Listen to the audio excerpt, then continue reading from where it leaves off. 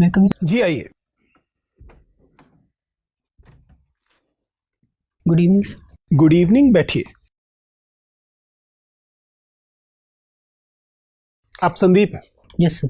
संदीप, मैं देख पा रहा हूँ कि आप मूलतः मध्य प्रदेश से हैं, Yes, sir. दमोह से, और ये भी कि आपकी जो पढ़ाई है वह है मध्य प्रदेश से ही हुई है स्कूल Yes, की, sir. और कॉलेज के लिए आप ग्रेजुएशन आपने किया है 2017 में दिल्ली यूनिवर्सिटी के Yes, Hindu sir. College Yes, से। sir. 2017 में आपने ग्रेजुएशन किया, फिर पीजी किया कि नहीं? नहीं सर। किया ही नहीं?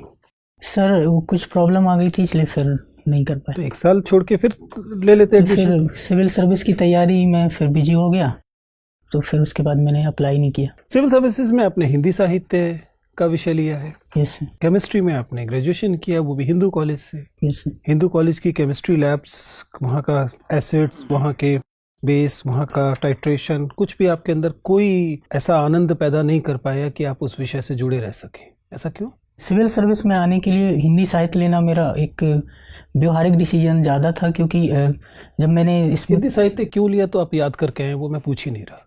केमिस्ट्री क्यों नहीं लिया, ये बताइए। सर केमिस्ट्री में ऐसा नहीं है कि उसमें मुझे आनंद जैसा कोई नहीं आता था, लेकिन उसमें मैं उतना अच्छे से नहीं कर पाता जितना मैं हिंदी साहित्य में कर सकता था, क्योंकि केमिस्ट्री में मतलब उतने मार्क्स नहीं मिलते हैं यूपीएससी में, और मेरा हिंदी मीडियम भी था, इसलिए फिर ये मैंने सब आपकी पूर्व धारणाएं हैं या इस बात का कोई व्यावहारिक, वैज्ञानिक, तार्किक आधार है? सर क्योंकि ज़्यादातर जो स्टूडेंट्स साइंस लेते हैं या केमिस्ट्री जैसे सब्जेक्ट्स लेते हैं, ऐसा देखा गया है कि वो उतने अच्छे बैकग्राउंड से होने के बाद भी उतने नंबर नहीं ला पाते हैं, जबकि कुछ सब्जेक्ट्स यूपीएससी में ज़्यादा अच्छे नंबर दे पाते हैं। ये ऐसा सर पाया गया है।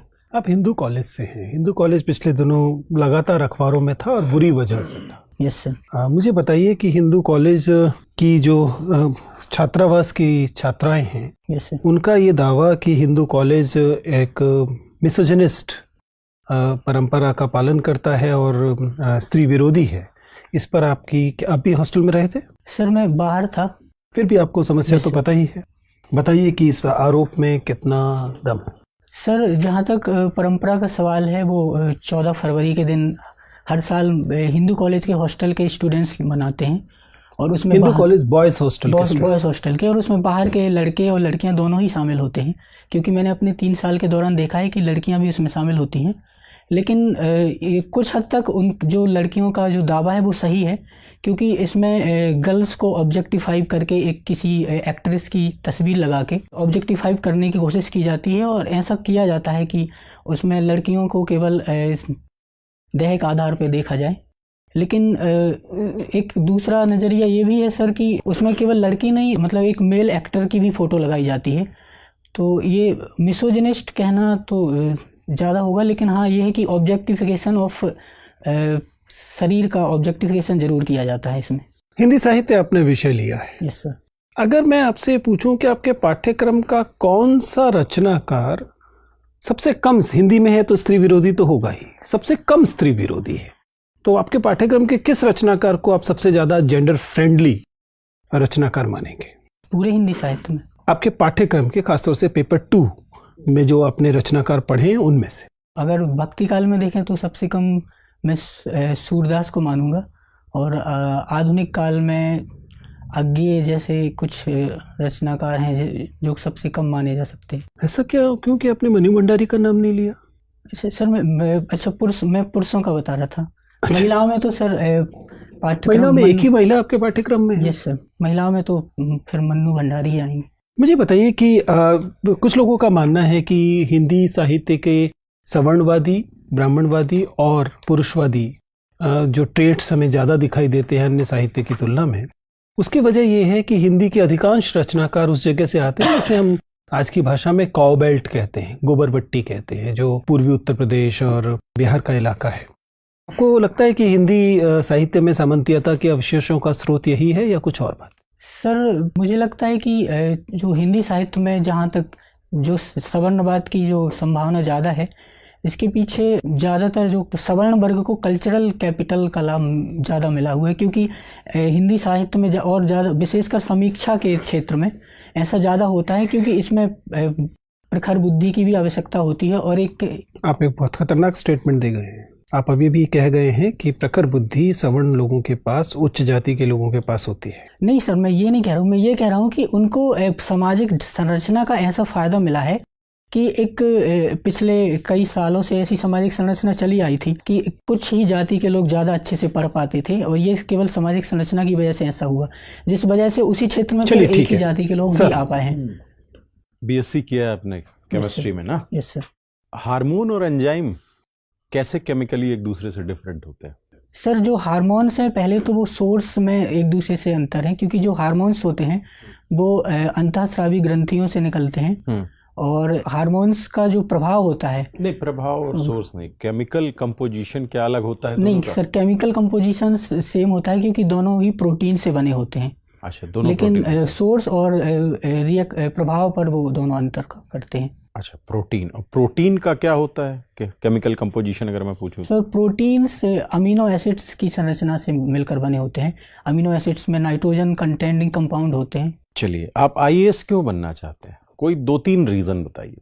सर, आईएएस की प्रेरणा मुझे नहीं, प्रेरणा नहीं, क्यों बनना चाहते हैं, बस पॉइंट बताइए, क्या करना चाहते हैं आईएएस बनकर? सर, आईएएस में पहला पॉइंट मेरा ये है कि इसमें जो डिसीजन मेकिंग के अवसर मिलते हैं उसे एक समाज के बड़े तबके को असर डाला जा सकता है इसकी वजह से। दूसरा सर, कोई भी व्यक्ति चाहेगा कि वो ऐसी जॉब पाए जो जिसमें फाइनेंशियल सस्टेनेबिलिटी अधिक हो, तो आईएएस से अच्छी फाइनेंशियल सस्टेनेबिलिटी और कहीं नहीं हो सकती है।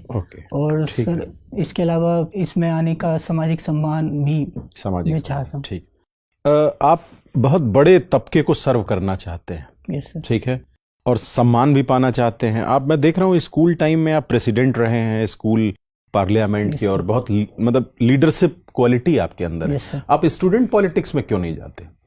सर, स्टूडेंट पॉलिटिक्स में कॉलेज में उतना ज़्यादा एक्सपोजर, जहाँ से मैं आता हूँ फिर उसके बाद कॉलेज में आया तो उतना एक्सपोजर नहीं था एकदम से कॉलेज में, तो संभावना कम थी मतलब मेरे स्टूडेंट पॉलिटिक्स में जाने की। लेकिन मैं स्टूडेंट पॉलिटिक्स में एक्टिव, मैं कहना ये चाह रहा हूँ कि स्टूडेंट पॉलिटिक्स में जाके आप कहीं बड़े व्यापक स्तर पे, मतलब आईएएस की तुलना में भी बहुत बड़े व्यापक स्तर पे काम कर सकते हैं लोगों के लिए। सर, मुझे लगता है कि मेरा जो रुझान है मैं इस दिशा में ज़्यादा अच्छे से कर पाऊंगा। हालांकि के आधार पे तो बोल रहा हूँ। जी सर, स्टूडेंट पॉलिटिक्स में भी ज़्यादा अच्छे से किया जा सकता है, लेकिन चूंकि मैं अपनी पारिवारिक जिम्मेदारियों को भी पूरी तरह से अच्छे से फुलफिल करना चाहता हूं, और मुझे लगता है कि सिविल सर्विस में मैं दोनों काम अच्छे तरह से कर सकता हूं। एक तो मैं समाज के लिए भी योगदान दे सकता हूं और अपनी पारिवारिक जिम्मेदारियां भी अच्छे से कर सकता हूं। चलिए, आप मध्य प्रदेश से आते हैं, ठीक है। अगर आपको जिम्मा दे दिया जाए कि मध्य प्रदेश के टूरिज्म को आप बढ़ाइए, कुछ ऐसी चीज़ों को, कुछ ऐसे कल्चरल साइट्स को चिन्हित कीजिए और ऐसा उसको प्रमोट करिए कि ज़्यादा से ज़्यादा टूरिस्ट आकर्षित हों, तो कुछ साइट्स को बताइए, आप किसको चिन्हित करना चाहेंगे? सर, मध्य प्रदेश टूरिज्म की दृष्टि से काफ़ी पोटेंशियल वाला राज्य हो सकता है। इसमें जैसे सबसे पहले ओरछा है, पचमढ़ी एक हिल स्टेशन के रूप में विकसित किया जा सकता है, और नेचुरल साइट्स को छोड़ दिए, कुछ कल्चरल साइट्स में सर मांडू है इंदौर के पास, उज्जैन है, और जहाँ महाकालेश्वर ज्योतिर्लिंग है, और इसके अलावा सर जैसे मेरे ही जिले में कुंडलपुर है, प्रसिद्ध वो जैन तीर्थ है, और इस ओरछा हुई गया, और सर नर्मदा जहाँ से निकलती हैं तो वो अमरकंटक की जो पहाड़ियाँ हैं, ये सारी कल्चरल साइट्स। आप भी सांप्रदायिक रुख अपना रहे हैं, मतलब किसी एक विशेष धर्म और संप्रदाय से संबंधित साइट्स का चुनाव कर रहे हैं, और संप्रदायों का रिप्रेजेंटेशन नहीं रखा आपने उनका विकास करने में। सर, मैंने जैन तीर्थ को रखा है, कुंडलपुर जो बताया था, कुंडलपुर, और जो अन्य सेक्ट्स या धर्म है उसकी मुझे जानकारी थोड़ी कम है, इसलिए मैंने बताया नहीं। इस कमी का कारण सर मध्य प्रदेश में जहाँ तक है कि ये जो मैंने साइट्स बताई ये ज़्यादा पॉपुलर साइट्स हैं जहाँ पे ज़्यादा टूरिज्म जाते हैं, तो अगर इनको विकसित किया जाएगा तो अधिक विकास हो। संदीप, क्रिकेट खेलते हो आप? Yes sir.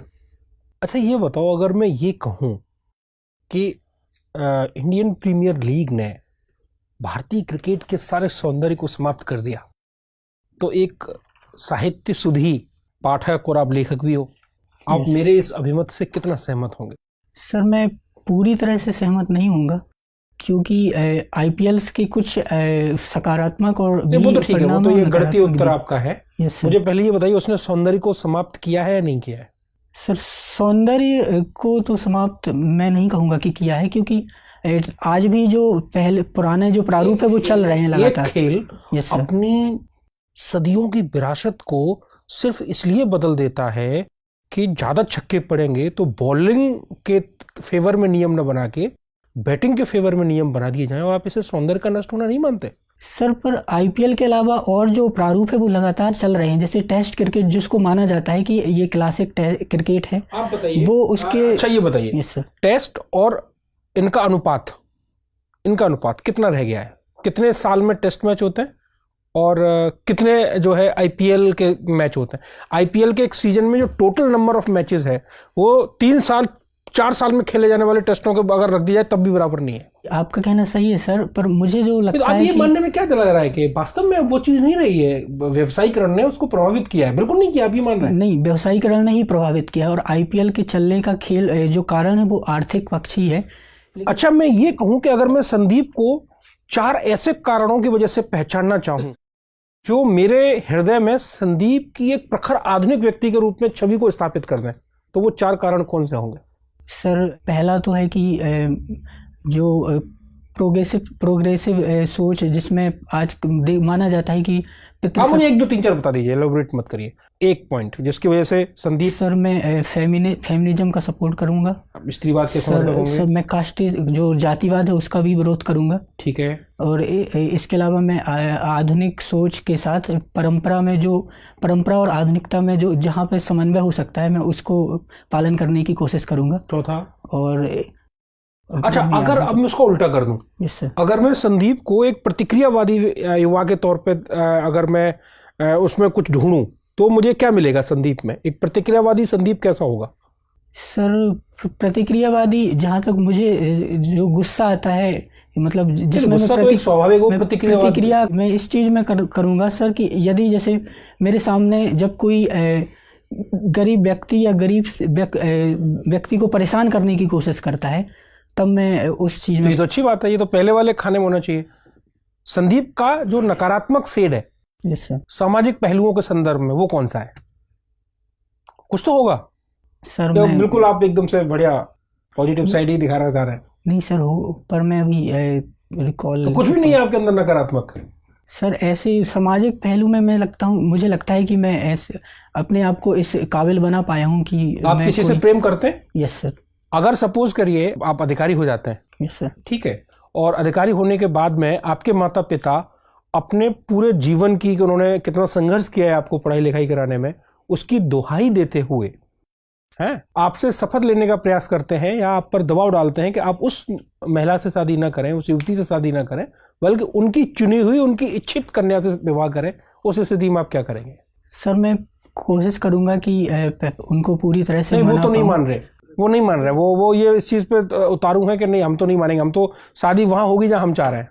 सर चूंकि वो ऐसा मुझे लगता है इसलिए करना चाहेंगे क्योंकि उनकी तो आप कैसे हैंडल करेंगे इस चीज को? उनकी जो लव मैरिज के प्रति पूर्वाग्रह होगा कि अगर लव मैरिज होगा तो जो उनकी आने वाली दहेज चाहिए उन्हें, इसलिए दहेज को तो मैं उनको मना लूंगा कि सर ऐसा लेना सही नहीं। माने तो सर मुझे लगता है कि मान जाएंगे क्योंकि मैं मना लूंगा उनको। संदीप, हिंदी साहित्य है आपका और आप आईएएस बनना चाहते हैं। Yes sir. माता पिता एग्रीकल्चर में इन्वॉल्व हैं। Yes sir. इनकम उनका आपने लिखा है, जो भी लिखा है। ये बताइए कि एग्रीकल्चरल इनकम कैसे आपने कैलकुलेट किया ये? सर ये ऐसे कैलकुलेट अनुमान के आधार पर लिखा गया है। किस अनुमान के आधार पे? कि अगर जो पूरा कॉस्ट लगा देते हैं मतलब पिताजी और घर में, उसके बाद जो इनकम होती है उसके बाद जो बचता है मैंने उसके आधार पर लिखा है। जैसे हम लोगों की 3.5 हेक्टेयर जमीन है, उसमें लगभग प्रति ईयर जो 4 से 4.5 लाख रुपए की उपज हो जाती है। लेकिन इसमें अगर इनपुट कॉस्ट को अगर ऐड कर दिया जाए उसके बाद जो मुझे अनुमान होता है कि वो 60 to 70,000। इनपुट में क्या क्या जोड़ते हैं आप? पूरा जो एग्रीकल्चरल कॉस्ट होता है जैसे कि बीज और साथ में मशीन से चूँकि होता है तो पूरा हार्वेस्टर और जुताई सब मिला के, और उसके अलावा जो और फर्टिलाइजर्स ऐड करते हैं उनको निकालने के बाद। जमीन की कोई कीमत नहीं होती?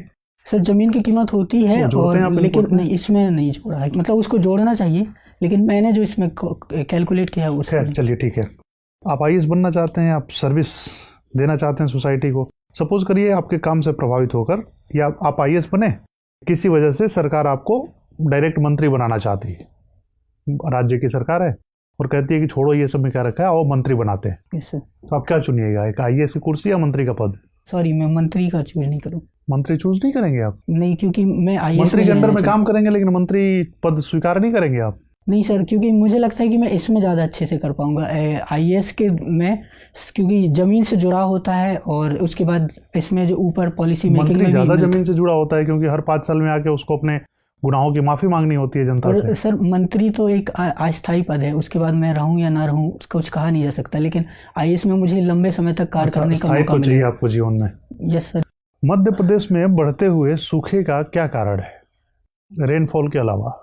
लगातार जो परंपरागत कृषि की जाती है उसमें बोरवेल्स का ज़्यादा उपयोग होता है एमपी में, और दूसरा है सर वाटर मैनेजमेंट सही से ना करना, जैसे शहरों में और आजकल गांव में भी वाटर वेस्ट ज़्यादा होता है इसकी वजह से। तो उसको बचाने के आपके पास क्या प्रासंगिक उपाय हैं या ठोस उपाय हैं?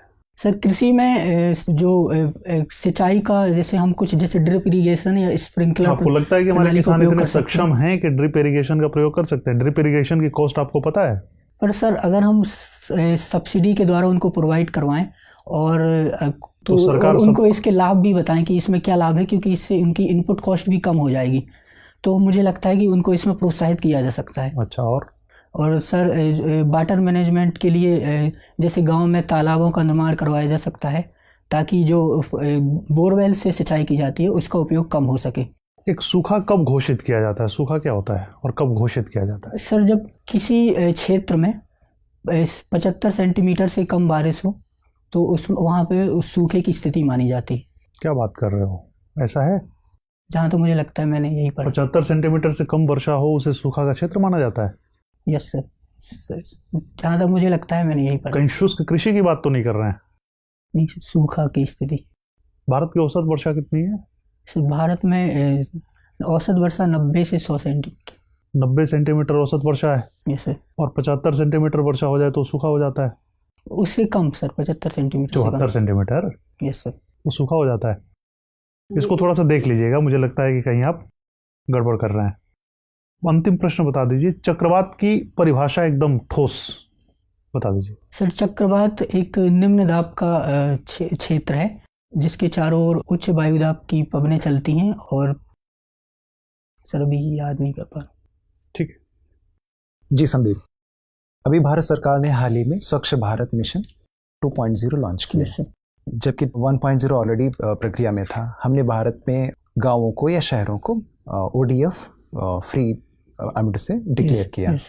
ये 2.0 लॉन्च करने की क्या जरूरत थी?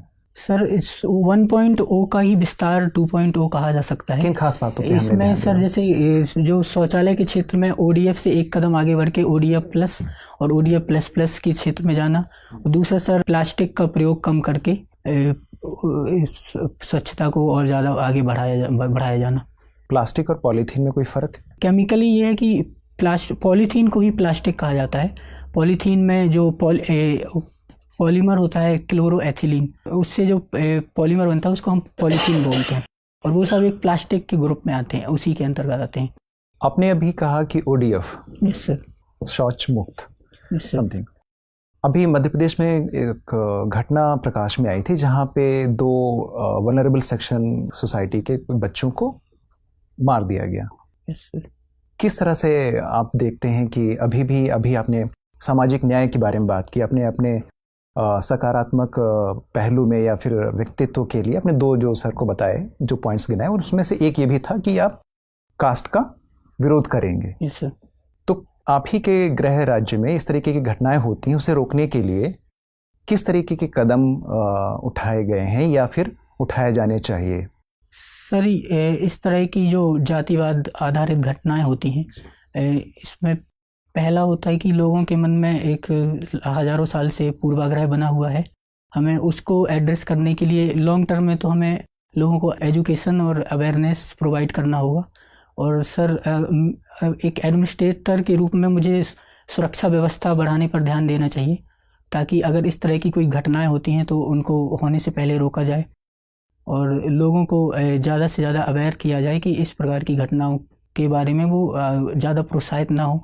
जो फेक न्यूज की वजह से भी ऐसा होता है, तो फेक न्यूज को एड्रेस करने के लिए एक तो सोशल मीडिया रेगुलेटरी पर ध्यान देना चाहिए, साथ ही इस प्रकार की जो फेक न्यूज की घटनाएं हैं उनको कम करके किया जा सकता है इस प्रकार। आपने अभी फेक न्यूज़ के बारे में बात की, तो डीप फेक क्या है? सर इसके बारे में जानकारी नहीं है। ठीक है, भीमा कोरेगांव जो घटना है रही इतिहास में, यस सर। क्या मुद्दा है? सर उसमें ऐसा माना जाता है कि मराठों के जो विरुद्ध दलित समुदाय के लोग थे, उन्होंने उस उधर विजय प्राप्त की थी। विजय तो प्राप्त की थी, क्या था इशू, क्या था मराठों में, क्या पेशवा या किसके किसके मध्य? सर मराठों के और अंग्रेज सरकार की तरफ से दलित समुदाय लड़ रहे थे। तो मराठों और अंग्रेज का जो युद्ध था उसमें दलितों के एक नायक थे, तो वो जीत गए थे। तो वो हर वर्ष उसी के उपलक्ष्य में इसको मनाते हैं। अभी हमने हाल ही में देखा कि केंद्रीय सतर्कता आयोग में एक नियुक्ति होती है, केंद्रीय सतर्कता आयोग की जो भी नियुक्ति होती है, उसके क्रिटिसिज्म ये कहा जाता है कि देश बनाना रिपब्लिक की तरफ उन्मुख हो रहा है। ये बनाना रिपब्लिक क्या है? सर इसके बारे में जानकारी नहीं है। लिपस्टिक इफेक्ट क्या है? Sorry sir. रसायन के विद्यार्थी हैं आप। लिपस्टिक, हालांकि ये सवाल इकोनॉमिक्स का है। लिपस्टिक का कंपोजिशन, कुछ केमिकल फार्मूला या केमिकल कंपाउंड्स? सॉरी कोई सर, जानकारी नहीं। हिंदी के विद्यार्थी हैं। एक अंतिम आपसे सवाल, कबीर के बारे में आपने पढ़ा? Yes sir. कबीर का एक दोहा है जो मुझे समझ में नहीं आ रहा है, आप प्रयास करके मुझे समझाने की चेष्टा करें। Yes sir. कबीर मन निर्मल भया, जैसे गंगा नीर, पाछे पाछे हरि फिरें, कहत कबीर कबीर। सर इसमें कबीर कहते हैं कि यदि आपका मन जैसे गंगा का जल है उसकी तरह साफ है, तो आपके पीछे स्वयं भगवान आ जाएंगे। आप विश्वास करते हैं? सर उस तरह से तो नहीं, लेकिन कबीर ने जो इसमें कहना चाहा है कि आप हमेशा मन साफ रखिए और दूसरों के बारे में बैर भाव मत रखिए, तो आपको भगवान मिलेंगे। तो इसका मतलब है कि आप एक पॉजिटिव और सकारात्मक व्यक्ति बनेंगे तो आपको हमेशा लाभ ही होगा और समाज का भी कल्याण होगा। ठीक है संदीप। यस संदीप, ये बताइए कि यदि आज घोषणा ये की जाए कि भारत औपचारिक रूप से मंदी की गिरफ्त में है, तो इसके पीछे बैंकिंग सेक्टर का योगदान कितना होगा? सर बेंकिंग सेक्टर का योगदान हम मान सकते हैं, क्योंकि जब से बैंकिंग में एक तो एनपीए का क्राइसिस आया था और उसके अलावा अभी हाल ही में एनबीएफसी संकट देखा गया, जैसे कि IL&FS का और पीएमसी बैंक जैसे घोटाले, तो उसकी वजह से जब बैंकों में तरलता की कमी आई तो बैंकों ने लोन देने में कमी कर दी और उस वजह से जो नए उद्योग या नया निवेश नहीं हो पाया इकोनॉमी में। तो इसकी वजह से हम कह सकते हैं कि मंदी की संभावना, बैंकों का योगदान है मंदी की संभावना में। कविता लिखते हैं आप? Yes sir. मुझे ऐसे 3 प्रतीक बताइए जो आपके हिसाब से आपने मौलिक प्रतीकों का उपयोग किया है अपनी कविताओं में। कविता नहीं सुनानी है, पंक्तियां नहीं सुनानी है, केवल 3 प्रतीक या रूपक जो आप चाहें वो बताने हैं कि सर देखिए मैंने किसी कविता में इस रूपक का इस्तेमाल किया था, इस प्रतीक का इस्तेमाल किया था, जो मौलिक हो। सर मैंने अभी जैसे एक कविता लिखी थी जिसमें कुछ अंतरात्मा के बारे में था, तो उसमें 2 व्यक्तियों के माध्यम से उनको दिखाने की कोशिश की थी कि एक अंतरात्मा और एक उसका बाहरी रूप। तो उसमें 2 लोगों के मतलब आपने अंतरात्मा का मानवीकरण किया। Yes sir. चलिए हो गया। और मैंने एक और कविता लिखी थी, तो उसमें मैंने जो प्रकृति के जो जैसे नदियों का बाढ़ या तूफान, इसके माध्यम से मैंने जो व्यक्ति के अंदर में कोलाहल होता है उसको दर्शाने की कोशिश की थी। चलिए ठीक है, आपने मौसम को मनुष्य के अंदर अंतर जगत की उद्वेलन से दिखाया। और सर और अभी तो ये 2 ही याद आ रहे हैं। ठीक है संदीप, मुझे आपसे बात करके अच्छा लगा, आप जा सकते हैं। Thank you sir.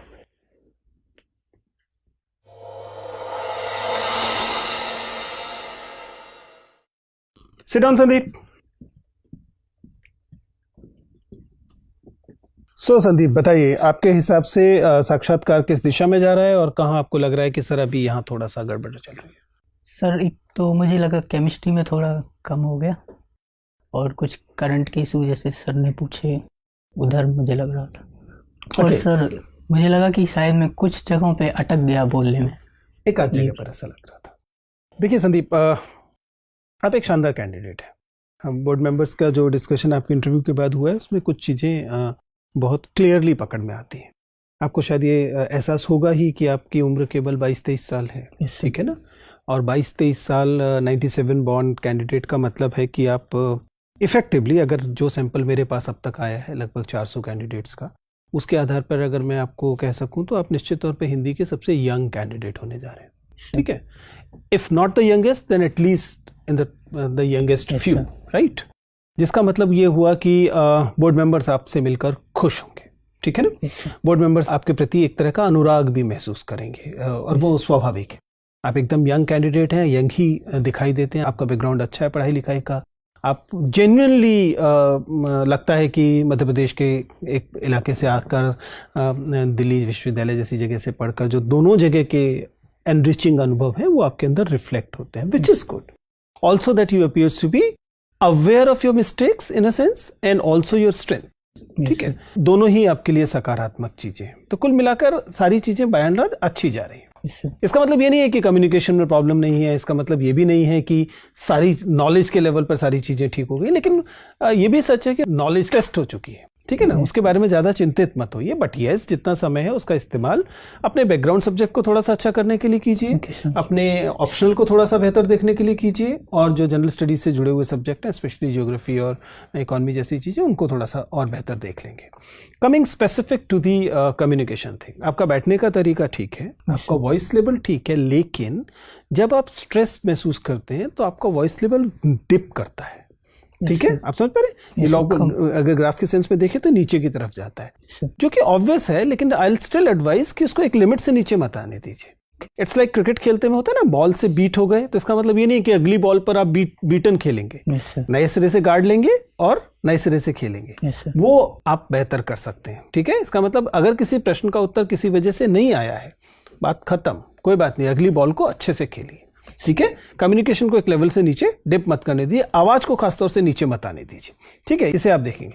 दूसरा, आप एक 22-23 साल के युवक हैं, तो जो ऊर्जा और स्फूर्ति दिखाई देनी चाहिए अभी फिलहाल उससे थोड़ी सी कम दिखाई दे रही है, ठीक है। एनर्जेटिक रखिए, स्माइल कीजिए। आप किसी कॉन्शियस वजह से अपनी स्माइल को रोक रहे हैं, ठीक है, डोंट डू दैट। मैं ये नहीं कह रहा कि एकदम इनफॉर्मल हो जाइए, इनफॉर्मल नहीं होना है, लेकिन smile at the right places with help, ठीक है ना। सही जगह पर अगर स्माइल करेंगे तो उससे अच्छा ही होगा। एक आध जगह पे प्रेशर दिखाई देता है, राजनीतिक हथकंडे बहुत अच्छा शब्द नहीं था, लेकिन ठीक है, चल जाएगा, वहाँ पे बोर्ड मेंबर्स इतना बुरा नहीं मानेंगे, ठीक है ना। जनरली अच्छा है। हम लोग मध्य प्रदेश बहुत अच्छी से टेस्ट नहीं कर पाए हैं, मैं उम्मीद कर रहा हूँ कि आपने मध्य प्रदेश अच्छे से तैयार किया, होम डिस्ट्रिक्ट भी और होम स्टेट भी, ठीक है, उसे आप देख लेंगे। बाकी you are doing everything right, खुलकर खेलिए, मेरी तरफ से सिर्फ इतना कहना है, ठीक है। हैप्पीली प्ले कीजिए। एक चीज़ मैं आपको बताना चाहूँगा, 2 मिनट लूँगा मैं आपके। एक तो जब ये प्रश्न देने की, ये प्रश्न पूछा जाएगा कि केमिस्ट्री और हिस्ट्री क्यों है, मतलब आपने ली है, पूछना ही पूछना है, और केमिस्ट्री हिस्ट्री में ना, तो वो एक थ्योरेटिकली, हाँ, नहीं तो उसका उत्तर ये है, ये भूल के मत कहिए कि ज़्यादा नंबर मिलते हैं, कहिए कि सर मैं अपने सीनियर से थोड़ा सा, सर मैं बहुत ज़्यादा, मेरे जो भी मेरे संपर्क में थे, मैंने इतिहास लिया है, इससे ये आशा बिल्कुल नहीं है कि इतिहास में केमिस्ट्री को प्यार नहीं करता, लेकिन सर ये बात सही है कि मैंने व्यवहारिक दृष्टिकोण से, मेरे कुछ जो अपने सीनियर्स थे जिनसे मैं अप्रोच कर पाया, उन्होंने मुझे ये सलाह दी कि हिस्ट्री आपके लिए तुलनात्मक रूप से बेहतर होगा। चीजें वही होती है हिस्ट्री, हाँ सॉरी हिंदी, और हिंदी ना, वो तो चूंकि सर मैं भाषिक तौर पर भी सर मैं मध्य प्रदेश से आता हूँ, चीजें वही है, अच्छे शब्दों में पेश कर दी। ये मत कहिए कि ये सब्जेक्ट ज्यादा नंबर लाता है, या वो थोड़ा सा ना वैसा हो जाता है, लगाव केमिस्ट्री के साथ भी लगाव दिखा है। और जो मैं आपको बता रहा हूँ कि आप बहुत चांसेस हैं आपके सिलेक्ट होने के, आप खुद कुछ उल्टा सीधा कर जाए अलग बात है, आप बस अपने जैसे हो वैसे रहो, है ना, मतलब बिल्कुल सहज तौर पे जाओ, जो सर ने बताया, थोड़ा सा ऊर्जा करो, और आप बहुत अच्छे उम्मीदवार हो, you are very promising. All the best. Thank you.